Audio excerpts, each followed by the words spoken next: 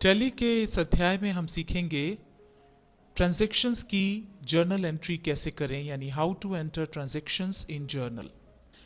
अगला हमारा ट्रांजैक्शन है भवन खरीदा 2 लाख रुपए में।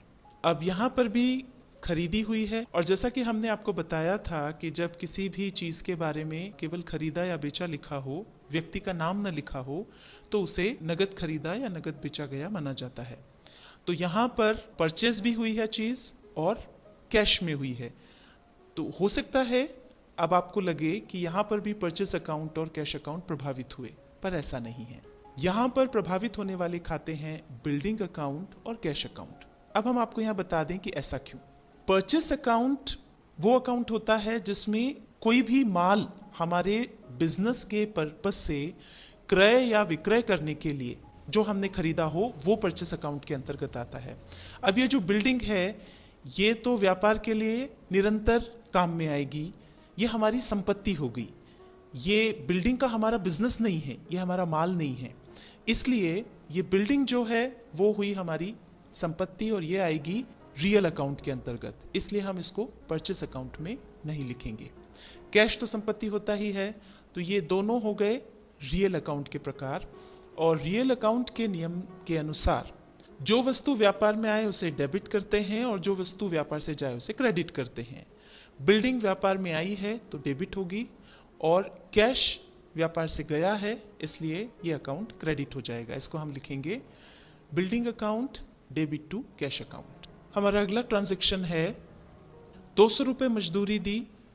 अब यहाँ पर एक अकाउंट तो हो गया हमारा वेजेस का और कैश में ये गई, इसलिए दूसरा हो जाएगा कैश अकाउंट। तो वेजेस अकाउंट और कैश अकाउंट। अब हमको देखना है ये किस प्रकार के अकाउंट में आएंगे। तो वेजेस जो है वो एक प्रकार का हमारा खर्चा है, तो जो खर्चे वाले या व्यय वाले अकाउंट होते हैं वो आते हैं नॉमिनल अकाउंट में, और कैश संपत्ति होने के कारण रियल अकाउंट में आएगी।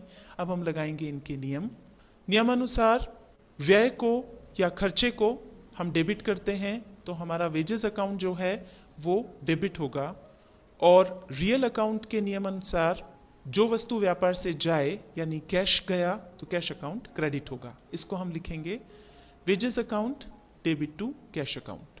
अगला ट्रांजैक्शन अब हम देखते हैं नगद माल बेचा 2000 रुपए का। अब यहाँ पर एक तो कैश अकाउंट है जो प्रभावित हो रहा है, दूसरा है यहाँ पर सेल हुई है, इसलिए दूसरा हो जाएगा सेल्स अकाउंट। कैश अकाउंट आता है रियल में और सेल्स जो है, जैसे परचेस हमारा खर्चा होता है, उसी तरह से जब हमने कोई चीज सेल की तो वो एक तरह से हमारी आय है।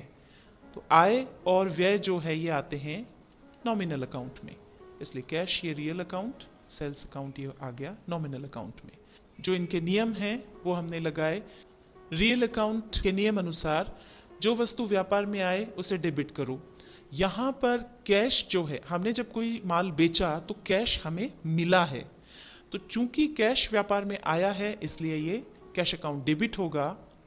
और नॉमिनल अकाउंट के नियमानुसार आय को क्रेडिट किया जाता है, तो चूंकि ये हमारी आय है इसलिए सेल्स अकाउंट इसमें से क्रेडिट कर दिया जाएगा। तो हम लिखेंगे cash account debit to sales account.